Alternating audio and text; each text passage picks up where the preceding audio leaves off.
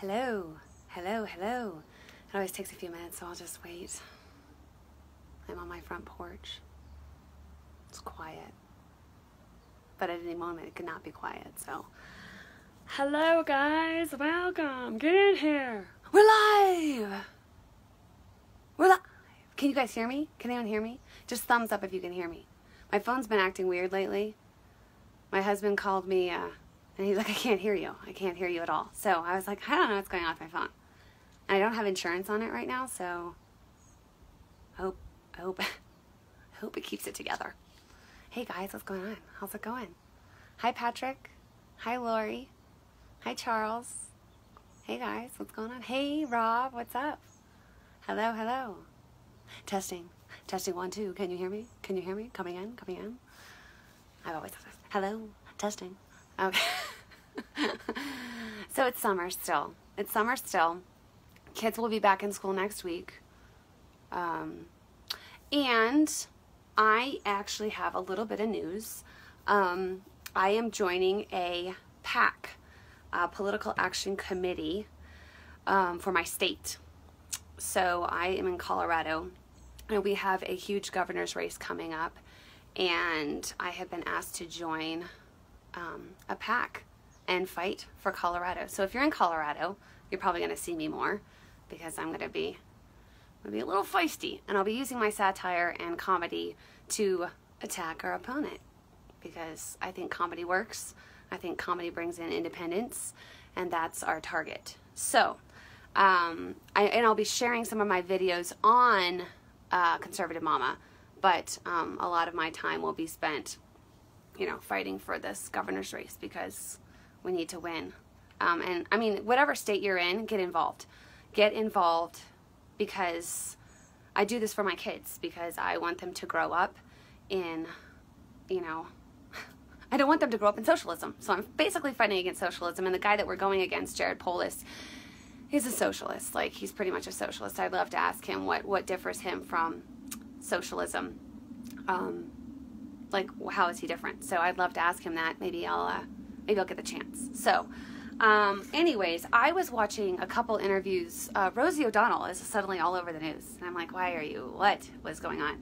So she's suddenly just, her face is on TV everywhere. And, I guess she's holding some protest outside the White House right now. I'm literally like watching her. I'm like, this lady's like, she's gone. Like, she's gone. Rosie's gone. She's been gone for a while, but, she's basically said on CNN with Chris Como, she said that the Russians rigged the election. And I'm believing that a lot of Democrats and far leftists really think that if it weren't for the Russians that Trump would have lost. And there is no evidence to suggest that. Yes, the Russians interfere in our elections. They've done it in the past. They did it in the early 2000s. They have interfered in our elections. That's what they do. We, the United States, has actually interfered in other countries' elections. Under President Obama, he interfered in the Israeli election with Netanyahu. He did not want Netanyahu to become president over the Israeli people, and he actually interfered. He used taxpayer money to interfere in their election. So that's what countries do. They interfere. They try to get who they want in. Now, just because Russia interfered in our election, it does not mean at all that there's any evidence to suggest whatsoever that their interference would have changed the results of the election. No votes were changed, and if you're dumb enough to read an ad on Facebook, which is what they're accused of doing, like, if you are dumb enough to, like, read something and be like, oh my gosh, suddenly I've gone from being a huge, pantsuit, Hillary, woohoo, socialist to supporting Trump, it's not happen. People supported Trump because of what he was promising on the campaign trail. He was promising to cut taxes. He was promising to get us out of the Iran deal. He was promising to secure our border. He was promising, job creation. And we've got like 3 million jobs created since he was elected. So we're seeing his promises come into fruition, and that's why we supported him. no Russians packed stadiums full of Trump supporters at the rallies. I went to a Trump rally. I was there. It was completely packed. There were people could not get in. This guy was an outsider, and thank God for the American people realizing that we needed an outsider to come in and mess it up. And that's exactly what we're seeing. We're literally seeing the complete collapse of the deep state. Like, they're totally being exposed. They're totally being, we're seeing what they're doing.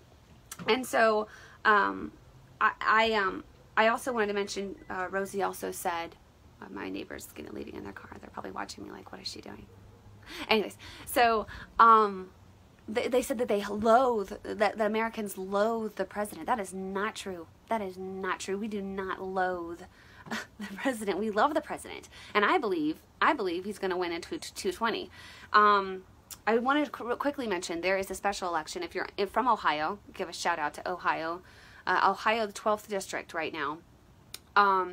They are having a special election, and a lot of people are saying, ooh, if Balderson, who is the Republican running, if he doesn't win, then that's like a sign of what's going to happen in November.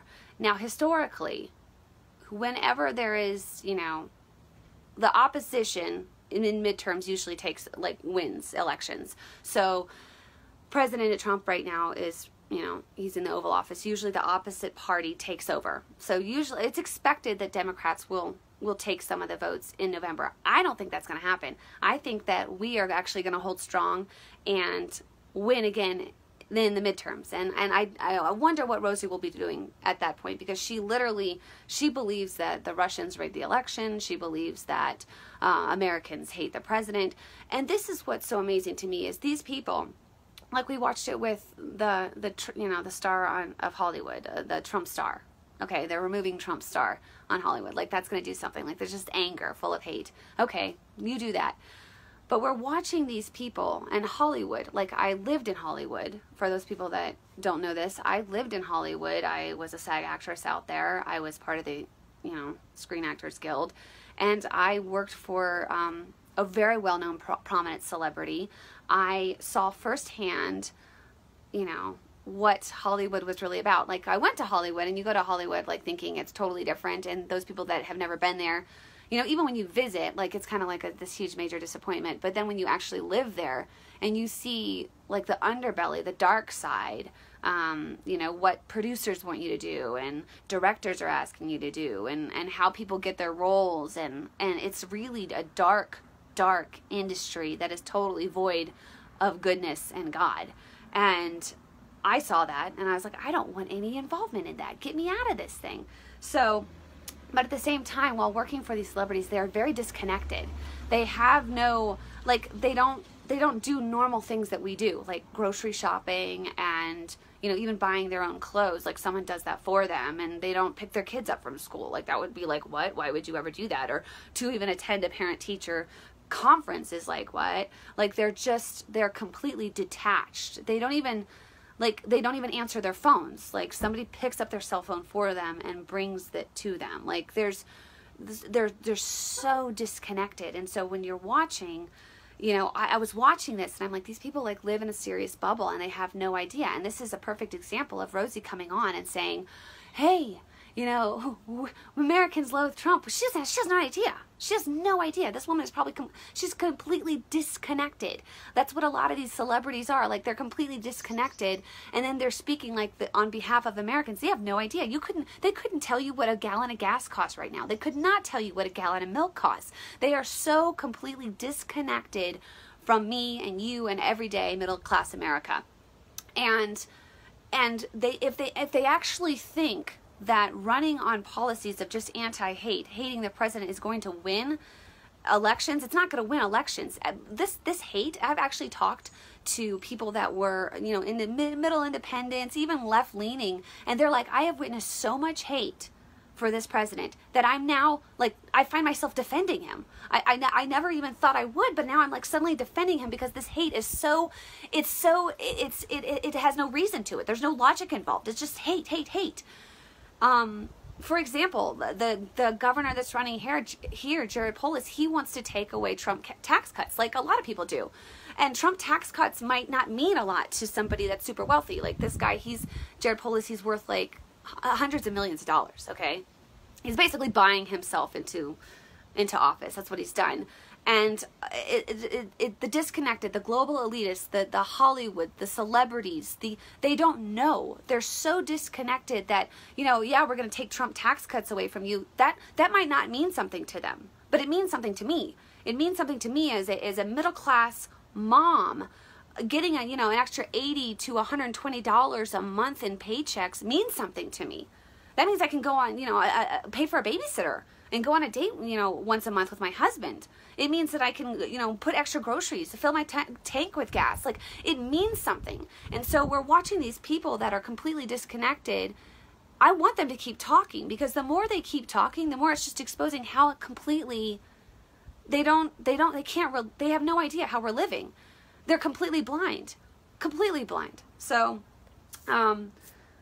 that's what I basically wanted to say. Oh, and also, like, with the whole Trump, the star and removal of star, I know people have pointed this out, but I mean, we still got Cosby's star out there. Like, really? Like, a convicted rapist, Kevin Spacey, messing with, like, kids that are underage, like pedophilia, like, really? And you're going to remove the President of the United States star because you don't like his policies. Keep it up, because you're just exposing your hearts. This is what this election has done. This election has not only exposed the deep state, it's exposed people's heart. People that preach tolerance, people that preach love and all this, coexistence, when they cannot coexist with people that are conservative. I mean, look at what happened to Candace Owens and Charlie Kirk.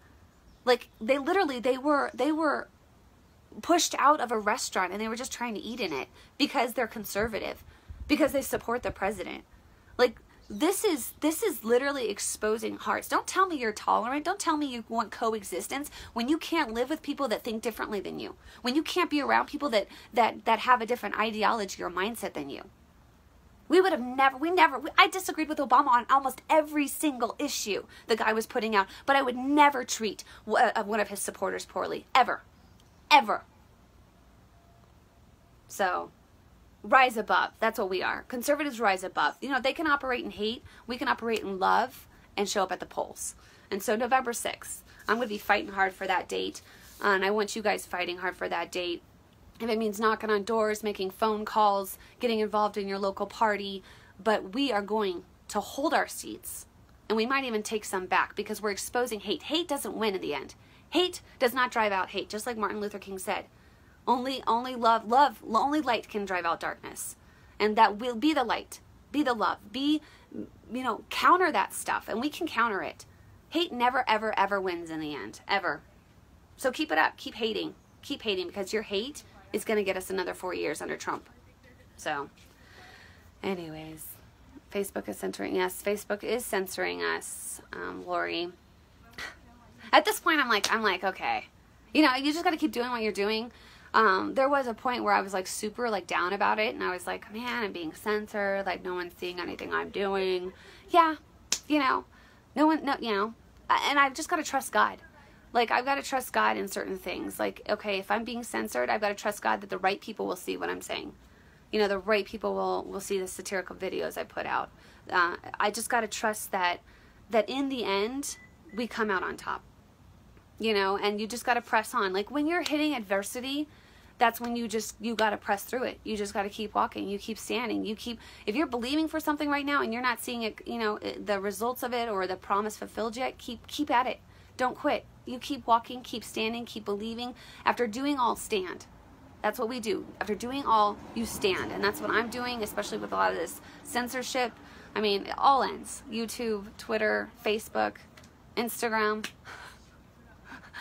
At some point, we're going to have some real smart techies come out and, take over this thing. And we're going to see the collapse of Facebook, and we'll see the collapse of Twitter, and we'll see the collapse of a lot of these things. And new platforms that really do allow free speech will come about. So, what's going on? Trust God and His plan. Yes. We love you. I love you. We are the super elites. God bless. Yes. Keep believing. Keep fighting. Hi, Wisconsin. Hey, Shelly.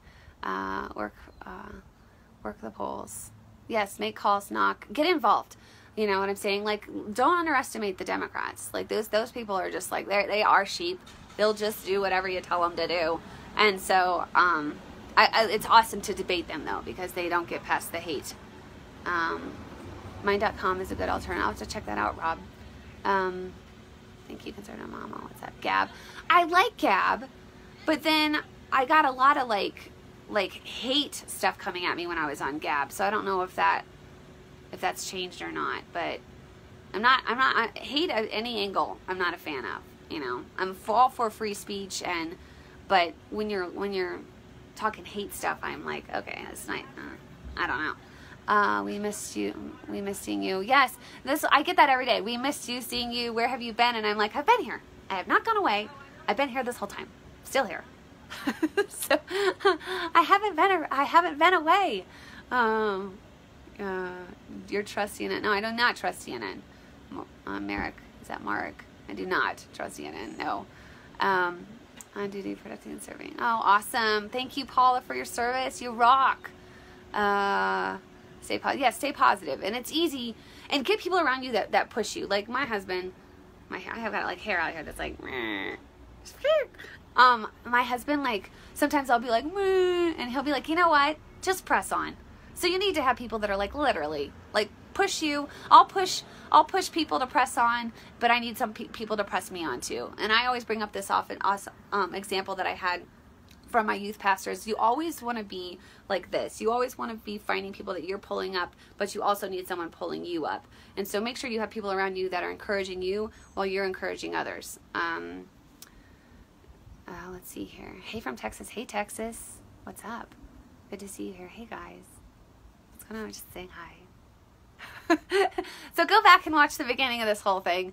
But basically I just talked about, you know, the disconnect. We've got these celebrities, Rosie, all over the news right now. And they don't know. Like, these people don't know what we're thinking. And they don't want to know. But that's why I'm here. Anyways. All right. My sister was calling me, so I hit the button. I don't know if that messed anything up. But hi from Seattle. Hey, guys. All right. Well, thanks for tuning in. Leave me some comments on a satirical video, something you'd like to see done. And I will look them over and read them. All right. Hi, West Virginia. Danny. Crystal Lake, Illinois. Hey, guys. All right. Thanks for tuning in. We'll talk again soon. Bye, guys. Enjoy your Tuesday.